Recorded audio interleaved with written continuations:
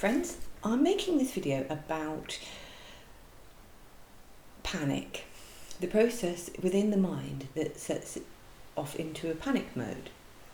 At the moment in my life, I'm going through a sort of transitional phase where I'm leaving where I live now, moving back to the UK, and this is proving to be a little bit tricksy because I have 2 cats and a dog that I have to transport plus my stuff, and because the house I live in I'm renting, I've had to give notice on my house, and then the person that I thought was going to be able to move me now can't.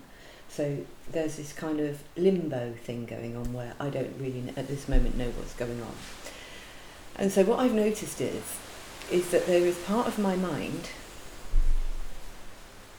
cut my thumb, there's part of my mind that really does not like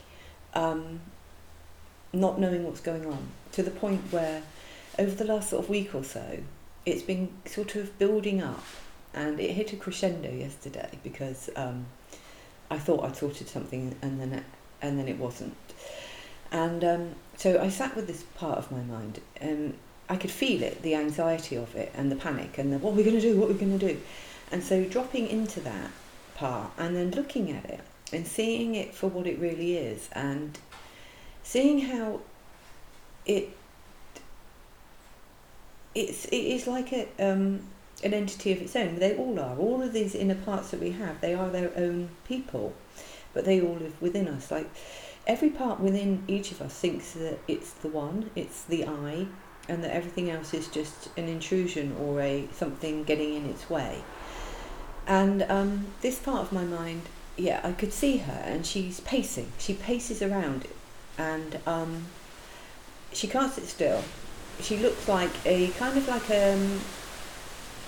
banshee, in as much as her hair's all wild. She's like, whoa, oh my God, what if this happens? What if that happens? What if somebody says they'll take the animals and then the animals die? What if nobody will take them and we end up out on the street? What are we going to do? It's like everything is like life and death to her. It's like she can't see anything but what might go wrong. It's quite extraordinary, really, because I'm then looking at her and talking to her and saying to her, but it'll be all right because I'm going to sort this out. You don't have to worry about it. I'll sort it. Yeah, but... And then she's off again, and then she's like pacing around. And one negative thought that she has will lead to another. And then I've noticed that there's another part of the mind that comes in that really doesn't like the panic. And so what it tries to do is blanket her. It's like it tries to put a blanket of... It's hard to explain it, but it's like a numbing comes down. It's like, so she's there panicking, and this other part comes in and goes, nope, I don't like this panicking. It's not getting us anywhere. So it does this sort of blanket thing, which causes a sort of blank to happen. So then she can't get out, and thinking is very addled because she's trying to express, yet this part is basically pushing her back because it knows that panic isn't good. So then you have this battle then going on between the two elements, where the part that's panicking really just wants to be heard, and this other part that doesn't want to hear and feel the panic. So that's kind of like, that part is more cerebral, where she feels stuff and then erupts through the feelings of ooh. She is an emotional body, where this part is like more of a head thinking space. And so it tries to blanket. So then that leaves me, who's over here looking in on this, with this head that it's just not functioning. It can't function properly because there's 2 things that are counteracting going on simultaneously. So every time I have a thought, she's like, yeah, but, and then this part comes out and like, no, and so there's this sort of weird confusion going on. And from this point of view where I sit, I know that everything will be fine. Even if it's delayed or whatever happens, it will be fine. It'll all just be fine. It will work its way out in its own way, in its own time. I have complete faith that what is happening is how it's supposed to happen, and it will, whoever ends up taking my animals and my stuff, they're the people that were always going to do it. There isn't, there isn't a case of it was ever going to be any different. It's just that I've got to work my way towards finding the thing that's right. But the mind wants to cement things into place. It doesn't like any kind of feeling of danger. It looks at it as life and death. It doesn't like to feel anything but stability. And anything that comes in that isn't stable, it's like, oh God, here we go again. And I think that this is a universal thing. I think that we all have all that there is, and that they're all programmed slightly differently. So what will set them off and what they'll react to. But it's basically the same in all of us. So having noticed this and then sitting with it, I just sat with it for a couple of hours, and it's really uncomfortable to do that. And also other parts of the mind will try to kick in to stop you doing that, because it wants to just distract you away from the things that make you uncomfortable. It doesn't want you going to them, being with them, because its default has always been to pull you out into something else. And so the other parts of the mind will try to distract you by maybe saying, well, let's just watch a film, let's do something else, let's do anything other than address what's going on within. It sees it as stupid, and that it shouldn't be addressed, and that it should just be ignored, and that it will come up with lots of excuses as to why you shouldn't tend it. But tending it is what you have to do, because if you don't, it's not going to resolve. So yeah, I go into this place, this other part of my mind's, thinking that we could be doing more productive things than tending to this idiot over here. But, you have to bypass these things, go, okay, I hear you, and thank you for your input, but this is what I'm going to do. And no matter what this other part of the mind tries to distract you away from, you have to keep going back. And it may work. It may distract you just by using thought. So you think, right, I'm going to this, and then it puts a thought in your mind, and then you notice 10 minutes have gone past and you've drifted off somewhere else, because basically it's just carried you away. It's been doing it forever. So it knows what to do and how to do it to keep you away from the things that it doesn't want to be seen. But you have to just keep bringing yourself back and allow the feeling that's inside, this panicking feeling that starts with me, it starts like in the gut, and then it goes up, and then it touches the thinking, and then the whole thing riles up. So for me, the best way to get to it is to say, okay, I'm feeling that, and then you just drop into that feeling, however uncomfortable it is. And the other part of the mind that wants to distract you, as you start to try to do that, will try harder to distract you, because, oh God, she's actually doing it, no, it will try. But you just keep going, down into it. And it's there anyway. You can feel it anyway, so you may as well feel it completely. You may as well get a grip of what it is and just sort of be in it, because it isn't going anywhere. It's not going anywhere unless it's seen and understood, because it's basically screaming at you, listen to me, all this is going to happen. It's out of control. And so your job is to go to it as the grown-up, the adult, the one that knows that everything is fine, everything that you're thinking is just thought. It needs that. It needs the parent within you, the one that can tell it that you've got it, that you can control this. And once you get to it, it can take you ages, because it's riled right up. And so you have to gradually bring it down, as you would anybody. If it was somebody on the outside that's riled up like that, they're going to take time to come down to a level. What I did with mine was I could see her in this room, running around, trying to... I just got a message in it, put me off. She's running around trying she's just trying to be heard. She doesn't want anything but for me to hear her and listen to her worries and take notice of them, obviously, and accept that she's right, but she isn't right, but she doesn't know that. She thinks she's right. And so, it's a case of going in as like a negotiator, as the strong person. And so what I did is I go in, there she is. So I sit down with her. I sit down in the chair as a calm thing. She's pacing around.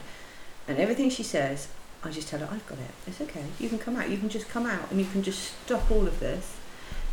I've got all of it. You do not have to do this anymore. There's no need for it. You don't have to do anything will just come to me and let me. So you're going in like as a grown-up. So this part feels like a tiny child that's, oh my God. And then suddenly the grown-up arrives, opens its arms and says, it's all right, it's all right, it's all right. And because of the energy that it's in, it will take time for it to come down. But then eventually, it will start to be able to hear you, and it will start to accept what you're saying, and then it will start to look at it in a this part of me yesterday was going, I don't have to. Are you sure that I don't have? Yeah, but what about, no, not that either. You don't have to do that either. Oh, right, okay. Are you sure? I can let it all go. I can let it all go. And it took probably from start to finish for it to calm down. It took a couple of hours for me of sitting in this discomfort. But now it feels like I understand that more. And she's kind of, it feels like she's now relaxed. I'm not saying she won't come back, because she probably will, because she's part of the being a human. But each time this happens, and each time that you tend to something, it has a bit more understanding. Some things I find, you can explain something to them, you can get it, and then it's gone. But other things, I think the fundamental things of our emotions, like the part that feels that something terrible could happen, because it's a possibility terrible things happen. So it does need, we do need it, but we don't need it to be out of control and in a frenzy. We need it to step in if something bad happens, not future project by looking at what's happened before and going, and then projecting that forward. We need to be able to get it to just relax down. And if it comes up again, you do it again, and you keep doing it. And once you start to give it your attention, it loses some of its vigour, because basically it's spent the whole time being ignored and pushed away and told, oh, you're stupid, or the other parts of the mind don't like it, and understandably so, because it is like, you know, it blankets, it causes the blanketing to happen. It's uncomfortable within the body, and the body does not like being uncomfortable. The mind doesn't like it, the body doesn't like it. And so anything that it feels that's uncomfortable, it will try to steer you from. But you've got to know that it's doing that, see that it's doing that, and drop anyway, and meet this part that's feeling vulnerable. And spend as long as it takes it. And then it might come back, you might find that it's gone, it might come back an hour later. Because this is built up for the whole of your life. And so to unbuild it isn't going to be a 5-minute job. I've noticed that with people. It's like you lead them somewhere, they get it, and then they can't understand why it's not just gone. You know, they think that once they've seen something, that's the end of it. But, you know, these parts of the mind, they have all different things that they've collected, and they play off other parts. It's like another part can be triggered, which can trigger that again, because it's something that you haven't dealt with yet. And it will keep doing that. And that's it's just part of human life, all these little aspects of ourselves. And all we can do is meet them where they are. We can't bring them to where we are. We can't, you know, there's no point in just looking at it from logic and going, oh, I can see that that's like that, because it's not going to change unless you go to it and you spend the time being with it and soothing it. So by the end of, when you eventually leave it, it's calmed down. Whether or not it pops back up an hour later, a month later, a year later, you know, the chances are at some point or other there will be something that will trigger it. It could be 2 minutes, you know, but then you go to it again. And, you know, it's not easy and it's not a quick fix, but there are no quick fixes. And anyone that tells you that there is, it's not true. You know, you can have this outer perspective, but you've still created the human that you've created. You've still created the psyche and the brain and the you know, that makes you. And, you know, having this out of perspective of knowing that you're not actually that, and that's all just happening in front of you, doesn't change it. What changes it is for it to be seen and understood. So, yeah, that's basically what you have to do. Being human is hard work. It's not you know, nothing stays the same. Everything's always changing. Life keeps on happening. And when that happens, you know, things will come up in you. It's just the way that it is. But that's okay. What's important is how we meet those things and how we give them our attention to bring them back into alignment of freedom. I mean, things like panic. Panic is always going to be panic because it's just the nature of the beast. Fear will be fear. All of the emotions will be what they are. But what you can do is make them less triggerable because if you have like a panic system that is just very under the surface and the slightest thing sets it off, it's going to be set off all the time. If you've cleared it out a lot, it might be right down deep, and it only comes out if something terrible happens. And sometimes you may think that something would make you panic and it doesn't. You just don't know. You never know what you're going to face, but my advice is just to face whatever you meet. Whatever's there, face that. Face it as the grown-up, as the one that understands, the one that knows. See it in you. When you start panicking or you start with fear or whatever it is that's going on, have that perspective of, oh, I can see that is going on inside of me. It isn't me, but it's going on inside of me. What's it doing? What does it want? How can I assist this part of me that's out of whack with reality? How can I help that, bring it into alignment? How can I show it? So you just go to it like a parent would a child, and you give it what it needs. Usually what it needs is love. It just needs to be hugged and loved and told that it's safe. You're safe, you're fine, I'm going to look after you, I've got this, everything's okay. And that's all you can really give it. So that once it feels safe, it can rest. So yeah, that's it, I think, that I wanted to tell you about, or talk to you about. I can't think that there's anything else right now. I will leave it at that, I think. So nice speaking to you.